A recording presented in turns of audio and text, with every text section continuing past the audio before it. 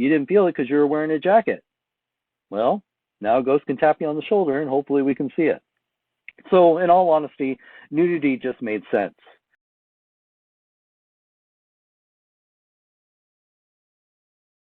Are ghosts real? Well, I think most society would believe that there is something out there. The belief in ghosts continues to grow. So is that a yes for you personally or a no for you personally, just to clarify? Well, I believe there's something out there. I've been doing this work for over 30 years. I've experienced a lot of strange phenomena, but I'm not one of those ghost hunters that says, yes, ghosts exist. Because in all honesty, you have to experience it for yourself. I could show you a video of a ghost walking right up to the camera and going, boo, I'm a ghost. But if you don't believe in ghosts, you're just going to judge my credibility. So really, people have to experience a lot of this phenomena for themselves. All I try to do is present the possible evidence that there could be something out there and hopefully allow people to make their own decisions. Yeah, like for me personally, I don't believe in them, but I firmly believe that whatever people think is real to them. I agree with you on that. Is that kind of what really motivated you? Like, okay, well, what is it that you're experiencing that you're so convinced is this, that, or this? I've been in this field for over 30 years. I've been all over the world, spent the night in haunted castles and churches and a lot of places that are claimed to be haunted, even some of them that are known to be the most haunted in the world, like Amityville House. I've been there, or even the Exorcist case. I got to investigate that, and so it really is more eye-opening when you go into these places and you have some sort of unique encounter. Don't get me wrong. There are things that have happened, like you'll feel that tap on your shoulder, and you start to second guess yourself, like, was it my jacket? Could it have been a nerve twitch? And I do second guess myself on a lot of things that I experience. But there are some things in the paranormal world that you just really can't say that wasn't a ghost. That was something. One of my favorite things in the paranormal field is what we call EVP, electronic voice phenomena. So if you watch us on ghost hunting shows, we go in with our recording equipment and then we start to ask questions into the air. And you should leave like 12 to 13 seconds of silence after that, because what you're hoping for is when you play back your recording, you may hear an answer to that question that you had asked out loud. And there have been situations where I will do that, and I have a very controlled way of doing my experiments and research. So I know when I'm in a haunted place and I make a sound or I hear a sound, I'll tag it so that I don't forget about it when I play back my recording. But when you go into a haunted place and you ask, is there somebody here? And you get a clear response, I'm here. That to me is like, wow, how do you debunk that? You're the only one in the room and you're asking questions into the air. And when you play back your recording, you get a direct response. To me, that is fascinating. And that's just a little bit of it. I've done a lot more other things, with my documentary Parasense, the Naked Experiments. That is fascinating to me because I actually work with scientists and we're trying to bring real science into the field. None of this suggestive evidence that you see a lot on ghost hunting shows. We really want to collect the data to validate that there could be something going on out there. And like I said, we're not trying to say, yes, it's ghosts, because we still are searching and we don't have all the answers. But we're trying to say that there could be something to this. So if we have what you seem to be indicating is pretty solid evidence of something, why do you think that the public isn't supporting this like 2 and 2 is 4? Why do you think that there's skepticism out there? Well, I think a lot of it is, unfortunately, we've dealt with far too many charlatans, people using this field for entertainment, such as a lot of the television shows, people using this for their, 15 minutes of fame. So, and this clear goes back to history, when we had, mediums popping up during the spiritualism times, Victorian era, when all these mediums were popping up claiming that they were talking to spirits. And of course, a lot of them were proven to be fake. So that helped to build a lot of the skepticism towards this field. And a lot of it too is I'm finding that a lot of people in this field, or even the audience, is afraid of the science. They don't understand the science. That they're afraid that the ones and zeros is too complicated for them. They want the simple answers, or they want the drama. Like oh my God, what's that? Did you hear that? Or it's like us driving by a car accident. Everybody has to stop and look. So a lot of that has made it difficult for the small majority of us that are being very serious and really truly looking for answers. I want to get into kind of the procedures that you go through in terms of like, okay, how do you investigate? But I want to ask you this first. What do you think would happen if you proved and everybody believed that there was? I think it would put a lot of us at ease. When it comes to death, and that is one of our biggest draws to the paranormal, is, people are afraid of death. We're afraid that, that we just don't exist anymore. And I think if there's that idea that there is some sort of afterlife, that takes some pressure off of you. You're like, oh my gosh, I don't have to be so afraid of that final door closing in on me, that I may be able to still have some way to communicate with my loved ones, or be able to see, how the future evolves, that I can still go on in some way. Okay, so getting into how you do this. So how do you investigate a ghost? Like, how do you do this? With my latest research, I'm trying to document physical phenomena. As being the first person in history to try and prove touch, whenever it comes to trying to capture evidence, there's nothing wrong with too much data. The more data you have, the more credible your experience becomes. And we also try to focus on 3 points of data. So just because, you go into a haunted place and your EMF detector goes off, and you see this a lot on ghost hunting shows, they say, oh, that must be a ghost. And that's it.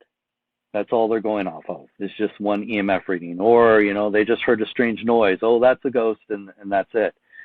I try to go off more. If I'm getting an EMF reading, what else can I go to what else can I collect to validate that EMF reading?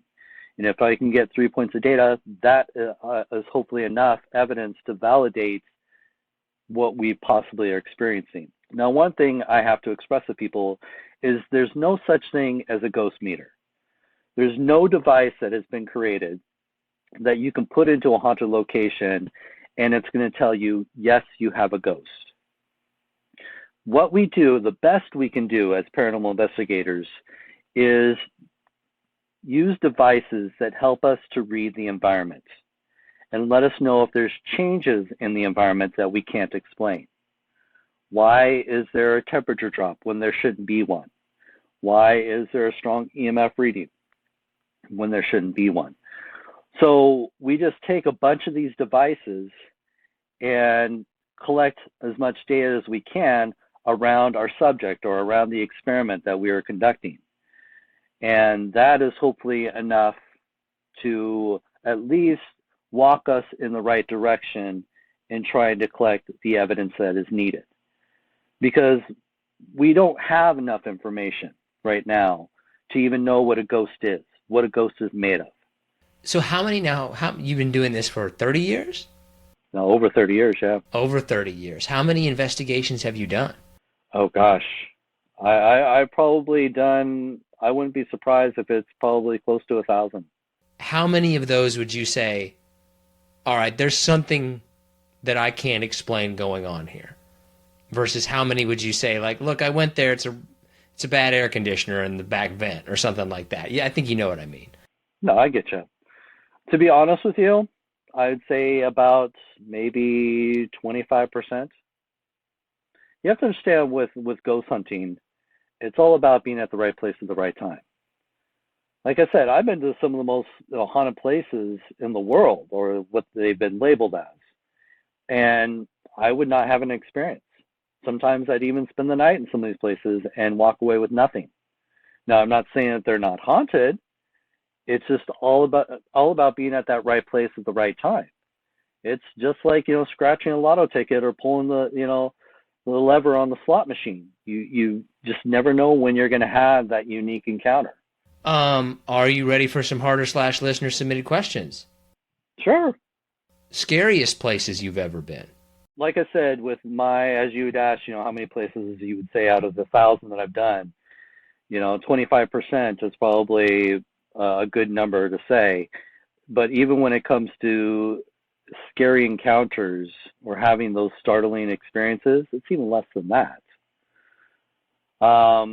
It seems that, and it's funny to me because when I watch a lot of these ghost hunters on television, it's like every time they go out and do an investigation, they always feel like their life is on the line. And it's just like, oh my God. But I have to say there's a couple good ones that I do tell a lot of times on my lecture tours or when I do a lot of these shows.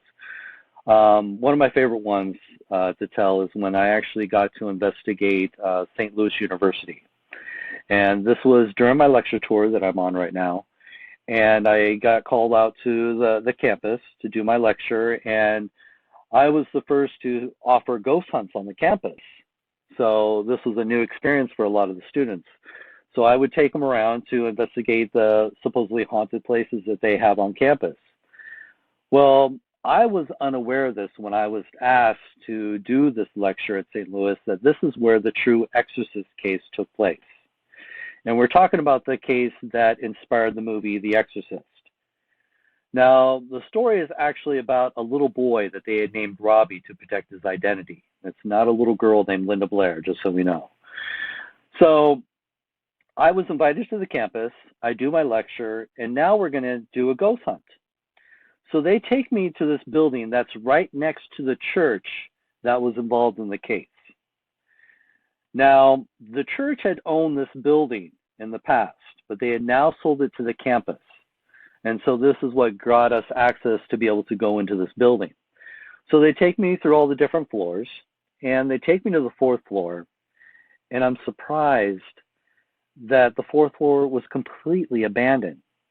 I mean, holes all over the place, graffiti everywhere. And it was huge up there, too. I mean, you could see where there used to be old classrooms, there used to be old dorm rooms, because when the church owned it, the nuns used to live in these rooms. The old classrooms are where they used to teach Sunday school. Yeah, all kinds of, huge meeting spaces. And I was thinking, gosh, this place is so huge up here. Why doesn't the campus utilize this space? And they proceeded to tell me that they stopped using the space because they've had too many problems up here. And when they're saying problems, they're hinting to paranormal problems. I'm like, okay, this is interesting. So we go through all the different rooms, and the students are following me around with the equipment. And I walk into this one room. And right when I walked into the room, I heard this crunch underneath my feet. And I look down and I see that I had stepped on a dead bird. Now, this is not unusual to run into dead animals, especially in abandoned places. But I didn't want anybody else to step on this dead bird, so I kind of kicked it over to the side. And when I shined my light through the rest of the room, I was surprised to see that the room was just filled with dozens and dozens of dead birds. Now, I had been through most of the 4th floor, and I had not encountered any dead animals until I walked into this one room. Now, the other interesting part of the story is security had removed all the doors on the 4th floor. This is because they've had far too many problems with students constantly sneaking up to the 4th floor to scare each other. So it just made it easier for security to make their rounds and not have to worry about students hiding in rooms or behind doors. So they just removed all the doors on the 4th floor. So as I'm standing in this room filled with all these dead birds, I realized these birds had access to the whole 4th floor. Why did they all choose to die in just this one room?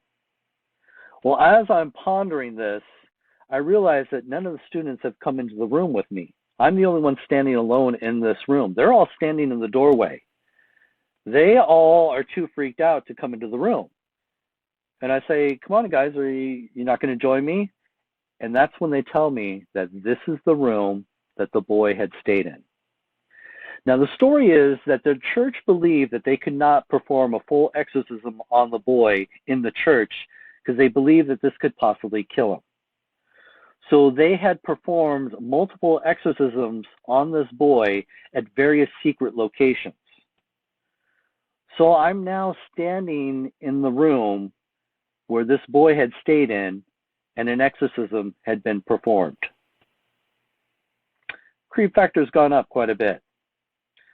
So I'm a little intrigued, as a ghost hunter. Okay, I'm like, okay, let's see if we can get something here. So I coax a few of the students to join me in the room. They got the equipment, and we're standing in this room for less than 5 minutes. And I kid you not, all the equipment started to go off at the exact same time. We're talking the temperature started to drop. The EMF detector's going off like crazy. We can't figure out what's causing the EMF readings. The compass is spinning around and around and around and around, and it will not stop.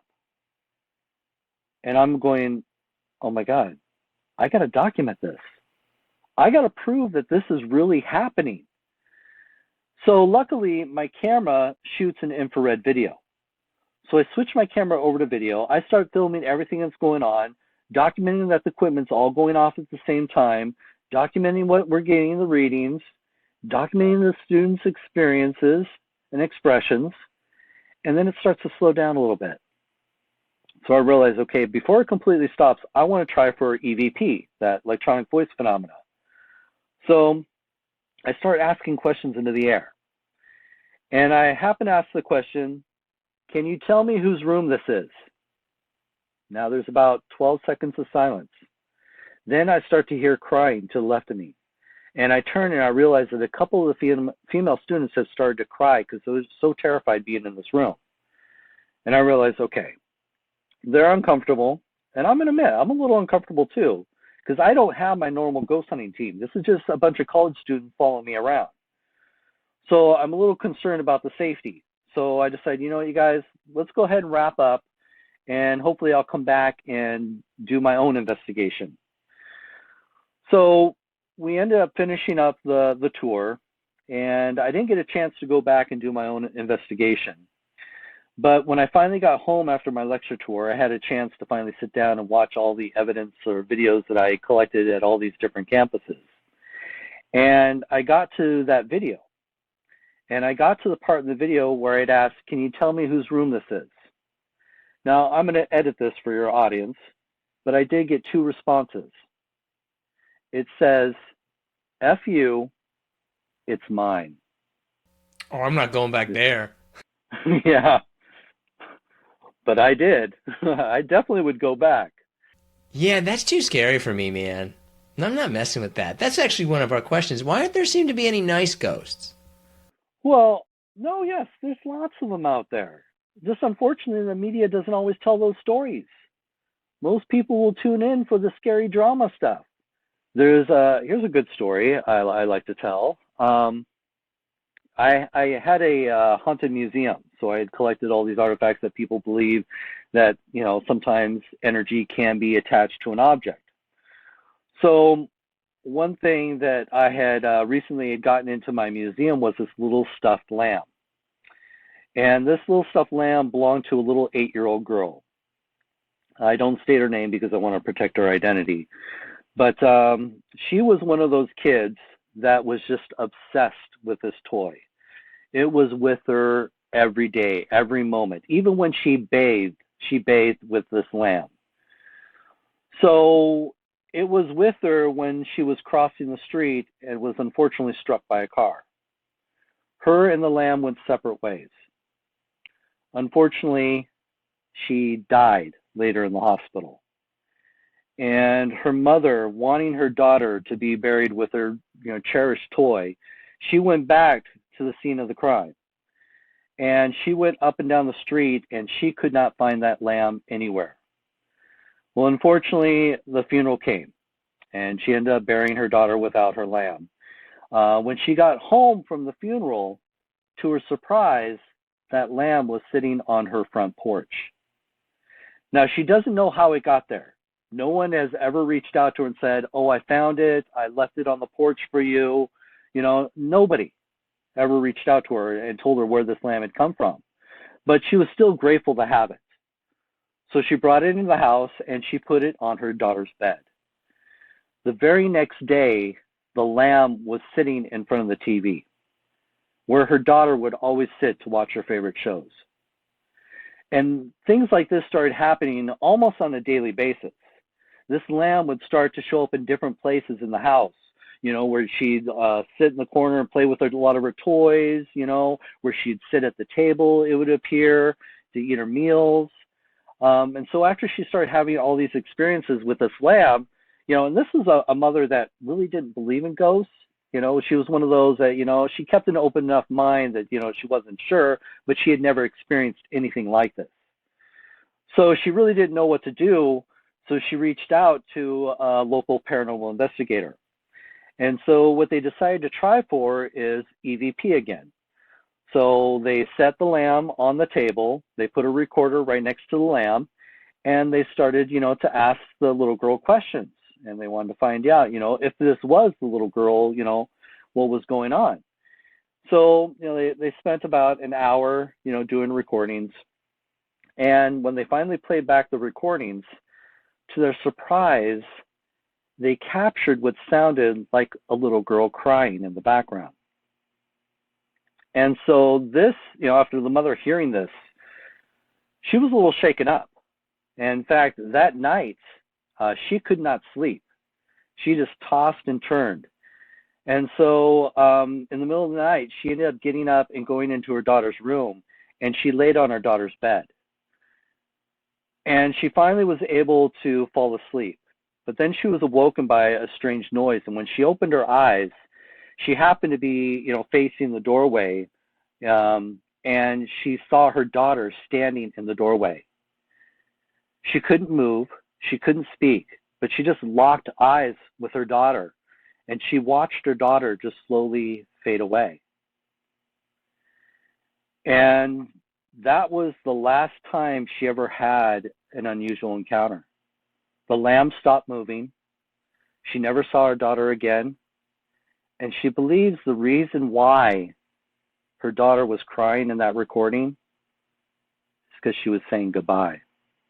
Assuming they are real, what do you think they want? The most common belief that when it comes to spirit or ghosts, there is some sort of attachment. That could be to a person, to a place, or to a thing. So as to, what causes a haunting, we don't have the guaranteed recipe. A lot of people think that, there could be a tragic event that could cause a haunting, a sudden death. You're not aware that you're dead. It could cause a haunting. That attachment to a house because you were so proud of this house. This is your first big purchase, your dream house, and now you don't know how to let go, or attached to a loved one because you're so worried how they're going to be able to move on without you, or you just want to watch over your children, things like that. Those are a lot of the common beliefs as to what could, trigger a haunting. I am a logistical person, and that's always my thing, right? So I looked up one time that there's like 100 billion people who have ever existed. Like, I feel like we would have a lot more. I agree.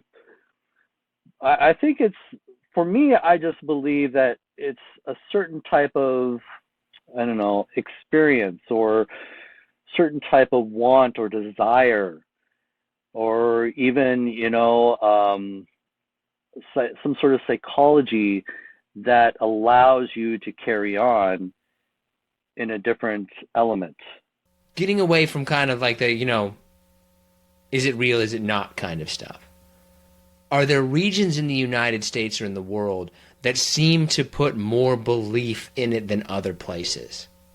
Are ghosts seem to be bigger in certain parts of the country?